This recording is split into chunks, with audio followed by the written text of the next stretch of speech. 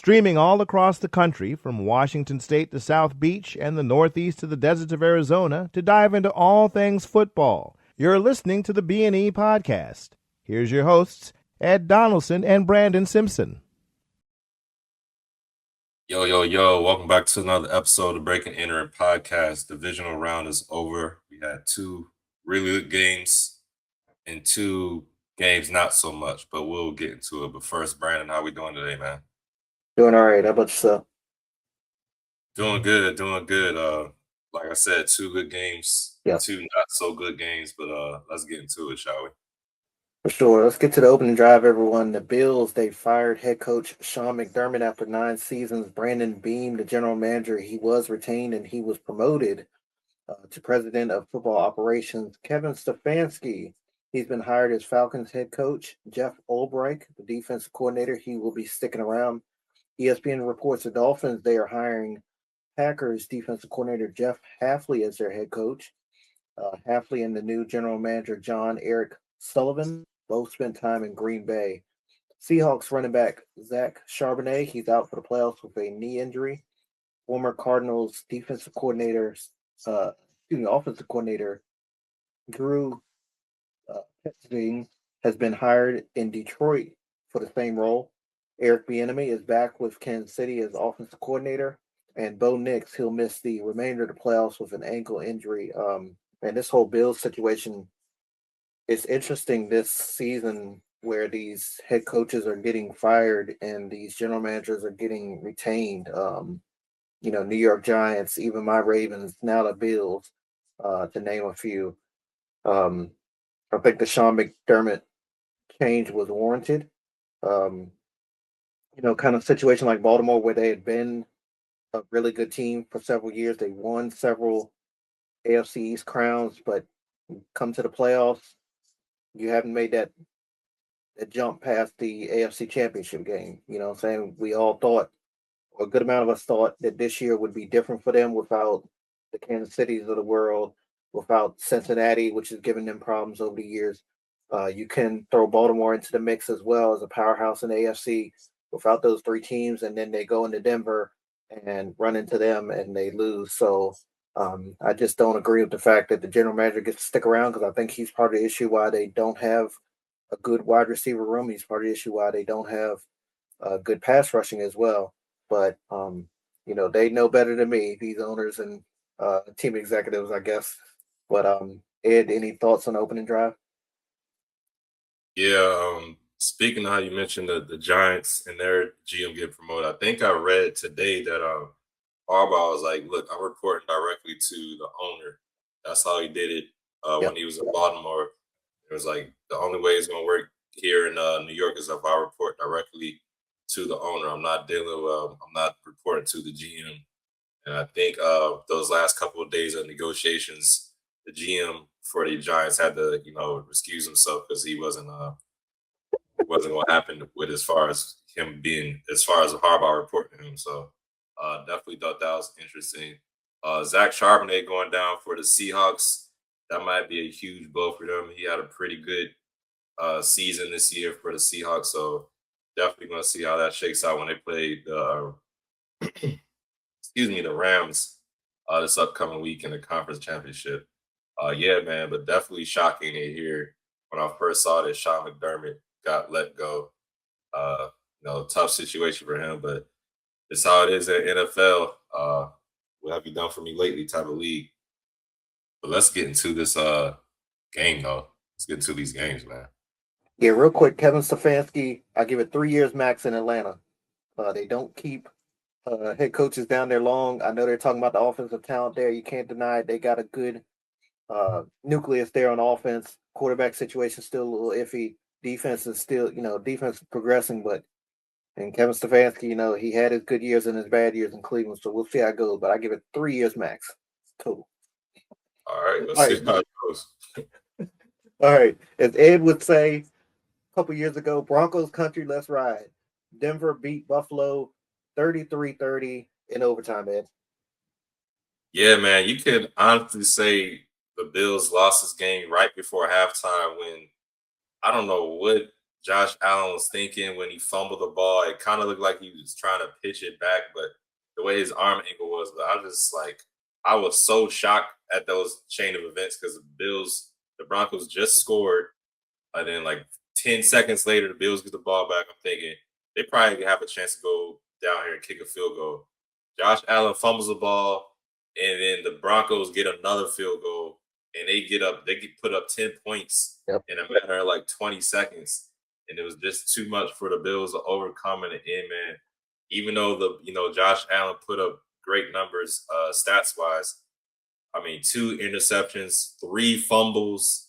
I was just like, damn, I don't even know what Sean McDermott could do in a situation like that when your quarterback turning the ball over. I wonder if Josh Allen knew the writing was on the wall for Sean McDermott after the game because he was very emotional after the Yeah. game, saying how he let his teammates down and everything like that. I wonder if he had any idea about the coach being let go or if it's a shock to him too. And I wonder how he feels about that as well. But yeah, man. And then at the end of the game, later in the game or later after the game ended, you texted me about Bo Nix being. I was like, "What? Are you serious?"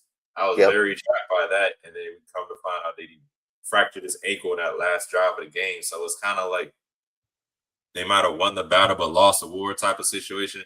I mean, they still got a chance. Don't get me wrong, but they're going in there with their backup quarterback, not their main starter. I know he's on next man up, blah blah blah, but I'm sure people are going to have them as the underdog now that Jared Stidham is a quarterback.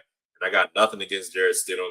I'm sure he'll go in there. Him and Sean Payton will have a game plan ready to go against those Patriots. But that's a tough some news to have after having a win like that and getting back to the conference championship. I wonder how that locker room felt when they all heard the news that Bo Nix is going to be out the remainder of the playoffs. And who knows how long he'll be out with a fractured ankle. I'm sure have to get surgery and things like that. So that was definitely surprising. But yeah, man, I wonder who the Bills are going to get as their new head coach now. I'm like past this game. Like I was really surprised when I saw the article about him being fired. I was like, damn, that's crazy. Like you said, the GM retained his job and got promoted to president of football operations. He must have finessed his way with the owner. It was like, look, man, this is my game plan going forward. And the owner's like, yeah, I like that. All right, man. You get a promotion. You get this other clown out of here and see how it goes. But good win for the Broncos. I wonder what Sean Payton is going to do next week. That defense made some plays when they needed to. I was really surprised. I thought the Bills were going to win in the end. There was some controversy in this game. In my opinion, I thought the refs made the right calls with the interceptions. From my viewpoint, the ball didn't survive the ground. They always say when they try to make a catch, not even with a defender in it, if a guy catches a ball and he doesn't survive the ground, the ball comes out, that's an incompletion. So I'm seeing it in that sense where there's action rolling on the ground. It's not like you catch the ball on your knees down and that's it. No, he's falling on the ground and the play hasn't really stopped yet. Their momentum hasn't stopped. Defender for the Broncos made a great play to try to get the ball out of his hands. He ripped it out and was able to get the ball back. That was a great play by the Broncos defense. Can't remember the gentleman's name at the moment. Then those pass interference, I mean, what can you do? Sometimes they call it, sometimes they don't. What was it? Tre'Davious White losing his damn mind like that afterwards. Come on now, man. He lost control of his emotions. I mean, at that point, the game probably was over, but you just make it easier for the Broncos. So you give them even more better field position. They pretty much at the goal line now to kick a field goal instead of what it could have been. And you just never know. I mean, that could have led to another reason why Sean McDermott was let go. I guess, it doesn't have really too much control of his team. I don't know, but definitely some controversy there. I know Bills fans are probably mad. They got to think the refs cheated them and things like that. I thought it was, some calls were maybe 50-50, but in the end, the interception was definitely an interception. And, the Broncos did what they needed to do to win the game, man. It's going to be tough, even with Patriots coming to town against a backup quarterback, the second string quarterback, for them to do anything next week, especially in Mile High and that altitude up there. But good win for the Broncos, tough loss for the Bills, and Now they gotta find a new head coach, and we'll see how that goes. But Brandon, your thoughts? I'm gonna be biased for a minute because I really want people to keep that same energy they have with Lamar Jackson in the playoffs with Josh Allen. I mean, Lamar would have got crucified honestly if he had 4 turnovers in one game, especially in the postseason. Man, to the box score, Josh Allen 2 interceptions, 3 fumbles. He lost 2 of them, all in all, when it was all said and done. And I remember the one right before halftime. I stepped out because they had scored the touchdown. Denver did, and I'm thinking, okay, Buffalo's going to get it back. They may go down and get a field goal, or perhaps just kneel on it. And next thing you know, I look at my phone and you text me saying that that they had scored again. And I'm like, what? I said every big play I'm missing in this game, I'm just running out because I'm thinking nothing's going to happen for a split second, and that happens, man. Buffalo, though, they ran the ball well, in my opinion, but I don't think they really took advantage of the weakness of the Denver defense, and that's their pass defense against tight ends, man. Kincaid had a decent game, but Knox, he really couldn't get anything going, honestly. But a couple points I think that swung this game in Denver's favor. 2 scores before halftime. Within 22 seconds, you and I both mentioned it. One was that Allen fumble, and then Nick Bonito's strip sack on Josh Allen. The second half is coming out of halftime. 2 plays into that drive for Buffalo led to a Bronco field goal. Man, the Buffalo's only drive in overtime was horrendous. Honestly, they started backed up in their own end zone. They nearly had a holding call, which would have led to a safety at that point.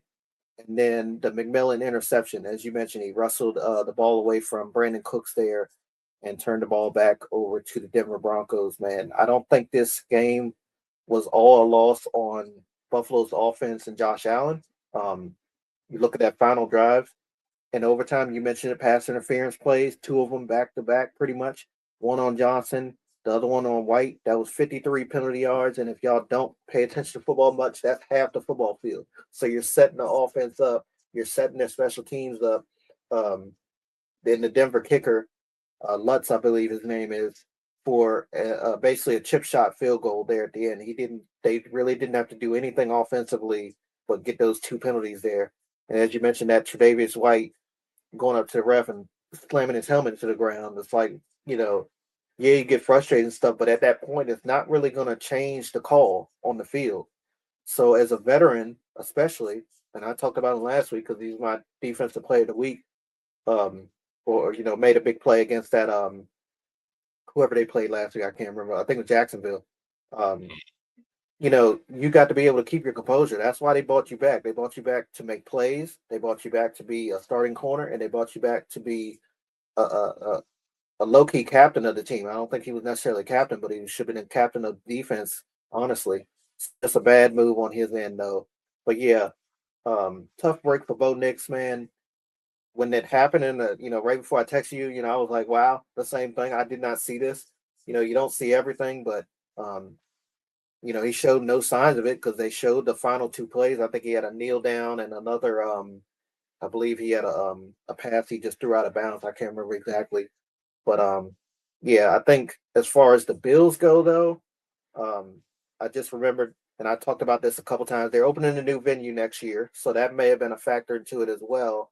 But again, I don't think you fire your head coach, because you're opening a new venue. Yeah, you got a 10-year quarterback. A quarterback going into his 10th year, I believe, when you keep the general manager. But some names I think that have come up early is Joe Brady, the offensive coordinator. He may get promoted.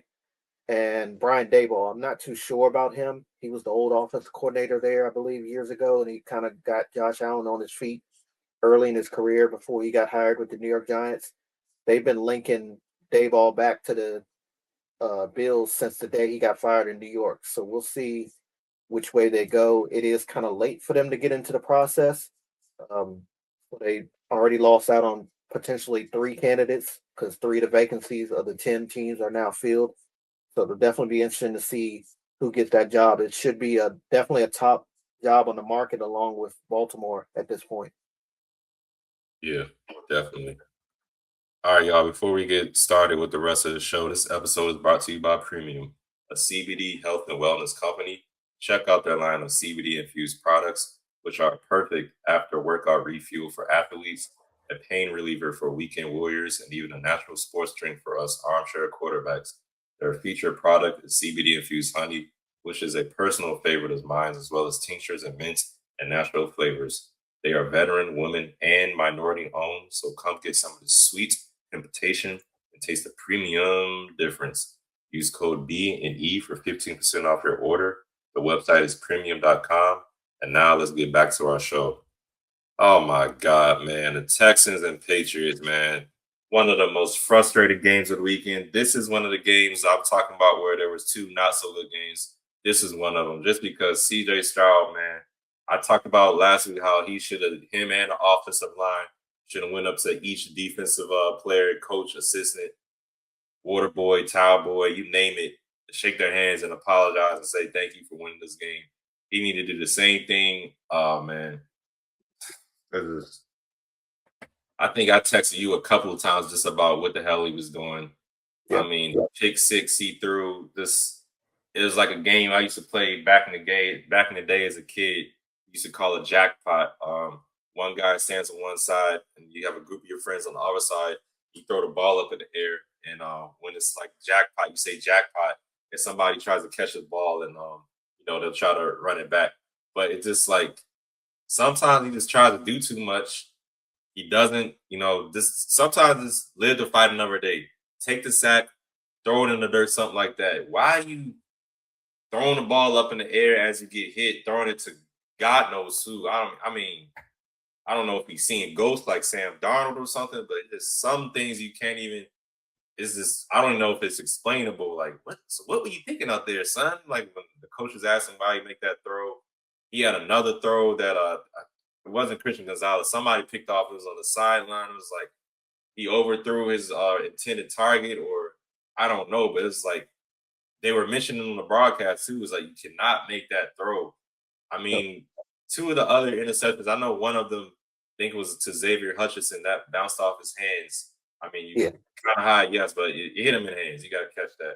So I'm not gonna give him that. But it got to a point where it's like every time he dropped back to throw the ball, I'm thinking it's gonna get picked off or he gonna fumble it because it's like I got no faith and confidence in this dude right now.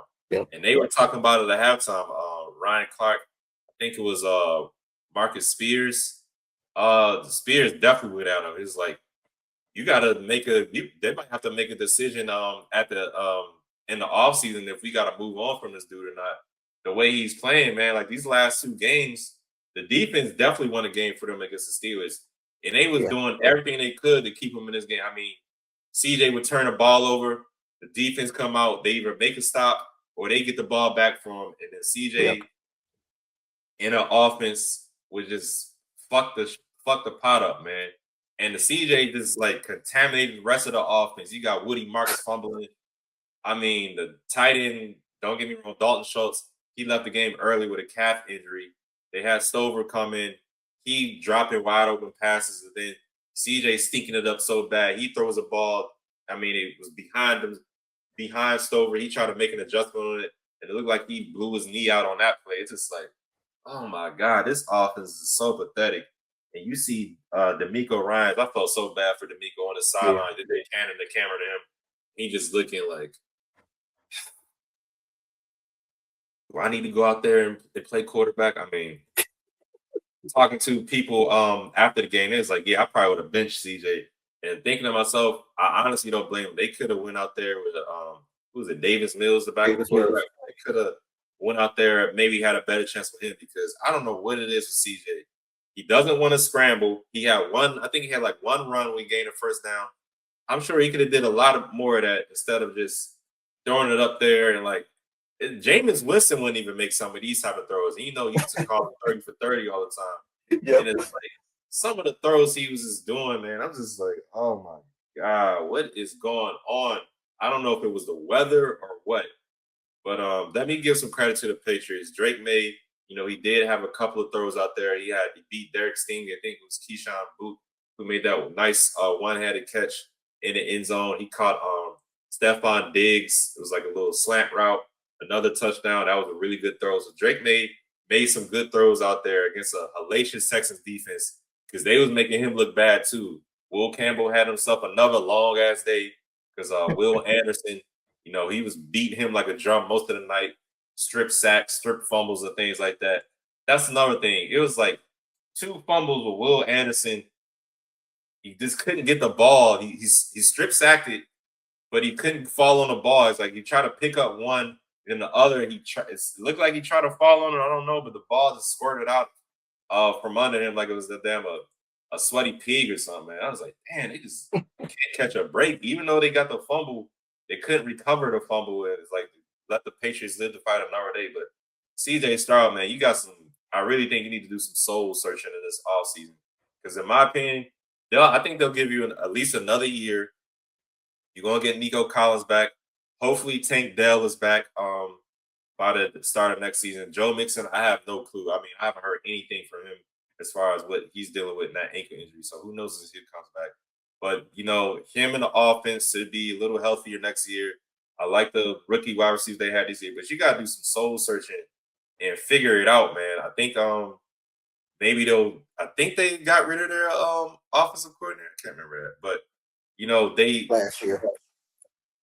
It's like he gonna get you to playoffs, but when you get later in these rounds and you keep playing bad, I mean the defense, you saw towards the end of the game, the defense would shut things down, and then they kind of went to a bend don't break, and then the Patriots figured out, let's just run it with Ramondre Stevenson. Yeah. And that pretty much was a straw that broke the camel's back. They couldn't really get things done after that. They had a long drive that the Patriots had at the end of the game. Took a lot of time off the clock, and that was the end of it, man. But CJ Stroud, I was so frustrated and disappointed with you because I hate games where it's like one side of the team is playing really good, the defense is playing really good, and then the offense is just shit in the bed, man. And the Patriots, the Texas defense kept them in the game, man, but the Patriots defense was doing their thing too. The Patriots defense stopped the run. They couldn't really do anything with the run. Woody Marks had a couple of runs here and there. Nick Chubb, he's pretty much a shell of himself right now. But he didn't really do anything. And CJ Stroud refuses to run unless it's like completely open. But very frustrating game for me to watch. I was rooting for the Texans, so that's why I'm even more frustrated. Like they just left so much out on the field. CJ Stroud, said he's gonna move on from this performance. He said he, let his teammates down, which he definitely did. I was joking. One of my friends was like, if I was one of the defensive players, I might have put hands on CJ Stroud in the offense in the locker room after the game, the way they played, because that was just bad, man. Just terrible, terrible game from CJ Stroud. 4 interceptions? Come on, man. Like, God. Brandon, your thoughts? Yeah, 0-7. That's now the Texans' franchise record in divisional games, and I should have thought about that heading into this game. I don't know what it is when they get to this round. They just have no luck. But this was one of the worst offensive performances I remember in their history of these divisional losses for sure, man. CJ Stroud, either his throws were high, low, or they were getting picked off. It was, with no settle ground with his play. Sunday afternoon, it was looking like Geno Smith, honestly, especially the year that he had out there with the Las Vegas Raiders, man. I know they entered this game without Nico Collins. I know, his number one receiver, he's the man out there. I know Dalton Schultz went down as well, but they had, honestly, in my opinion, they should have caught the weakness of this Patriots defense early year and attacked it, which is defending the tight ends. They've struggled all year against the tight ends. We talked about it heading into this game, as well as quarterback runs. And like you mentioned, going into divisional round, when the play breaks down or the play is not there, the defense is covering all your receivers, take it and run. Live to see another down. He decided not to do that. He basically did not run until the second half, and then I think it was 2 carries for 11 yards. So, he just was unable to make any type of plays out there. Me, though, I'm not going to give any credit to New England because I feel like this is the game that the Texans gave away more than the Patriots took it from them, in my opinion. I will say the defense impressed me on the back end. I know about Christian Gonzalez. He's been solid since he came out of school, but I forgot about Carlton Davis. I even forgot he was still playing. And Marcus Jones. And those young cats, they still made plays out there. I think Carlton Davis had 2 and Marcus Jones, if I'm not mistaken, had the pick 6. But the safeties, they were able to sit on damn near every pass play because they were not worried about the stretching the field of this Houston Texans offense in this game, and it just got worse and worse as time got on. But yeah, I think again this is definitely a game where the losing team shot themselves in the foot multiple times, and the winning team, you know, yes, they got the win, but I don't think it was we dominated them altogether, all in all. Because as you mentioned, that Texans defense was dominant. They made several plays and they kept this game close there till the very end. And they got the ball, I think, on that last possession, and they started running down their throats. So they was able to tick the clock down. If I remember correctly, Houston only had one timeout at that point. So it really was nothing they could do. Down 12 points at that 14, something like that. Yeah, it was just nothing they could do. But yeah, Stroud is entering year 4. I know him and Will Anderson came in the draft together, so they were saying after I think the wild card game, this is a year that they are eligible to get contract extensions. I agree with you. I don't think that they're going to extend him this offseason. I'd be shocked. And if so, it's going to be a very big story this offseason. I can't remember a quarterback got extended recently. I want to say it was Tua or Justin Herbert got extended, and it made national attention on sports media. Like they got extended too far, and they really haven't done anything. I can't remember who the quarterback was, but we'll see how it goes for sure. Yeah, they may have to consider making some changes because I remember the backup quarterback. I want to say Davis Webb, but it's not him. Davis Mills. He played pretty good for them in the games that he came in during the regular season. So, not that he, is a viable starter moving forward, but they may have to definitely consider something, if not this offseason, next offseason for sure. Yeah, I give CJ one more year. I mean, he's making the playoffs. He's winning playoff games. The first year he was great. The second year, fell off, but he still made the playoffs. This year again wasn't as good, but made the playoffs and won a game. It's just I don't know, man. You gotta figure it out. All right, everybody. Let's get back to the NFC side of things. The Rams beat the Bears in overtime. A hell of a game. Brandon, what do you think of this one? Yeah, man, I think this was probably the best game of the entire weekend, in my opinion. Definitely lived up to the hype. Ended up a little bit different of a game than we expected, but it definitely to me was the best game of the weekend. I think Bears fans and players, they should really be proud of what this team did this season. Despite the fact that they lost, they have a really good young nucleus, especially on offense, to build around some couple guys on defense as well. They definitely made a push this season for sure. But as for this game, defensive battle throughout. Chicago, they found ways to disrupt this Rams passing game, surprisingly. Dennis Allen, he was drawing up blitzes left and right, especially in the first half. They even had 2 defensive back blitzes there in the first half of intermission. Daquan Brisker had himself a day out there at the safety position. He had one of those first half defensive back sacks as well on Matthew Stafford. LA, they just could not get into any offensive rhythm at all, especially in the middle of the game. That second and third quarter, 6 out of their 7 drives were a punt, and I think the one that didn't end in a punt was a field goal. So the Bears were able to do exactly what they do all season long, or what they've done all season long, is get back in the game at the end. Got the ball back just inside 2 minutes left in regulation. Caleb started hitting these guys. Loveland, who had a very fantastic game the week before. Burden, and then they sprinkled in a swift carry. Next thing you know, they was 4th and 4 at the Rams 14, 18 seconds left. And the play that caught everybody's attention, Caleb's running back, pressures, bearing down on him, 2-3 guys in his face. He's like 20, 25 yards behind the line of scrimmage. And you're thinking, okay, we've seen this before. We've seen him make these big plays. Will it happen this time? He heaves a pass up, Hail Mary type. Oh, I'm going to just throw it. Fuck it. I'm going to just throw it up in the air. And it comes down in Cole Kmet's hands, man. Honestly, reminded me of a Patrick Mahomes type play, Aaron Rodgers type Hail Mary play that we've seen over his career, man. Definitely, I thought at that point that they were going to win it. I kind of thought that they were going to go for 2. I don't disagree with their Ben Johnson's decision to kick the extra point and to go into overtime. I don't blame him. Your crowd's back in it. Your defense has been playing solid for the most part. But the overtime interception, though, was heartbreaking, man. One of 3 picks on the day for Caleb Williams, man. Cam Curl, he covered a lot of ground on that play.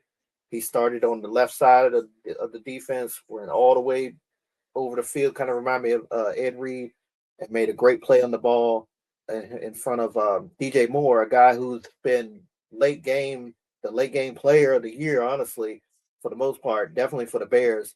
And it was over from there. But yeah, this was one of the rare games that we saw from Los Angeles that Puka Nacua and Devontae Adams were really held in check, and their defense carried them.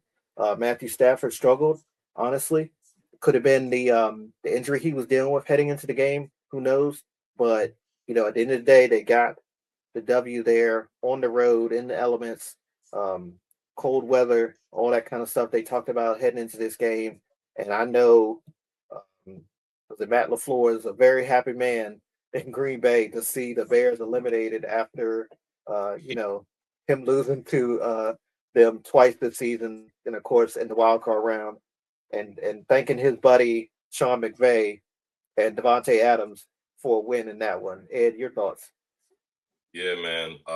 Like you said, I thought the Bears were going to win the game too after Caleb made that throw to Cole Kmet. I was thinking, like, how the hell did Durant not back that down, or how he was saying he got pushed off, or I don't know. Yeah, that was crazy. But yeah, them 3 interceptions by Caleb, the last one at the end of the overtime. It didn't look like DJ Moore was expecting the ball to go to him or something, because you look at him running his route, he just didn't look too, like, there wasn't a lot of effort in a route. And then Cam Curl, shout out to former Washington Commander safety. Man, I wish he'd still be on the team right now if he's playing like that. But made a great play on the ball, as you said, and picking that ball up, give his guys a chance, Stafford and crew, to go down the field, kick the field goal to win a game, man. Colson Loveland, I'm sure he wants his game back. He had a few drops in his game, especially, like you said, coming off last week's game where he had a huge game. This week, he definitely left some plays out there on the field. And then Caleb Williams, man, I think the sky's the limit for this guy, but he's got to cut down on those turnovers. He kind of has a little bit of that CJ Stroud in him, where some of those throws you're like, why are you doing that, man? What's going on? So if Ben Johnson can polish him up, he could be, a perennial playoff type of quarterback, and maybe, get over the hump and win the big one, but we'll see. But yeah, man, this Rams team, Kyron Williams did his thing, 87 yards rushing. You said it, Puka Nacua and Devontae Adams didn't have the biggest game, but Matt Stafford got other guys involved. Jordan Whittington, he made some plays. The tight ends, as usual. Higbee, you saw his name out there. Parkinson, of course, he made some plays as well. So, this is a complete team. I talk about it sometimes. I think I mentioned it with the Patriots, where, some guys, it's not always one guy out there for the Patriots. They can sprinkle out. There'll be a bunch of different guys that can beat you. Rams definitely had that type of game out there today, last night against the Bears. So definitely a tough loss for the Bears. I feel like they probably really mad at themselves. They probably think they should have won this game. But, the Rams, that boy Matt Stafford, I'll tell you this, when it's clutch time, he usually makes the right play, especially when he's with the Rams now. So we'll see how it goes going forward against a Seahawks team who has a hell of a game against the Niners. And that defense looking crazy. Special teams, too. I know the Rams remember that. But, yeah, man, these Rams, man, that Stafford, in my opinion, I'm going to say right now, I think he's the best quarterback left in the playoffs. So we'll see how far he can go and how far he can take the Rams. But definitely a good win for the Rams out there, for real. Okay, as Ed mentioned, it was 2 good games, 2 bad games. We had a bad game we skipped over earlier. We're going to do quick thoughts on it. That was 49ers and Seahawks. It was a 41-6 blowout. My only points on this one, man, Rashid Shaheed, man, I talked about in the previous show. He's just one of those returners that can just break a game out, kind of like Dante Hall, Devin Hester, Deion Sanders. And sure enough, on the first play, He did, man. Took that kickoff return to the house, and I think from there, honestly, you can look at the score and say uh, it was over at that point. Honestly, they had a lot more ball to play, but yeah, respect for both teams, man. I do like both of these rosters and these coaches, but San Fran, I think their defense definitely let them down in this one. I know they had a lot of injuries heading into this one. Of course, Nick Bosa has been out most of the season. Fred Warner, unfortunately, could not return. Um, they're still trying to gel in the young guys as well, but they just ran into a really hot number one seed division rival Seattle Seahawks team and unfortunately got eliminated. Ed? Yeah, there was some not controversy, but worry on the Seahawks side when we found out that Sam Darnold had that oblique injury and Drew Lock Yeah. was taking first team reps. So I was wondering if he's even going to play. But he did play. He didn't, he did what he needed to do. Yep. Did throw a touchdown, but he didn't put the ball in too much of harm's way. The running game for the Seahawks was really good. Kenneth Walker, 3 touchdown type of game, was doing everything he wanted. And then the Seahawks defense, man, is arguably the best defense out there. I think the Texans are a little bit better, maybe the Broncos, but that Seahawks defense is really, really good too. You saw it against the Niners. Ricky Pearsall really didn't do anything. I mean, none of the Niners wide receivers do anything. Brock Purdy was held in check. McCaffrey was held in check. Seahawks been playing good against McCaffrey all year, honestly. This was just another game. I thought it was going to be a little bit closer, but, the 49ers, I think they just ran out of steam with all the injuries they suffered this year. So, Seahawks-Ram game is going to be one for the books, in my opinion. We'll see how it goes. But that was definitely an ass whooping the Seahawks put on the 49ers this weekend. Sure. All right. Let's hand out some awards, Ed, for the divisional round. Offensive ace of the week. Who you got?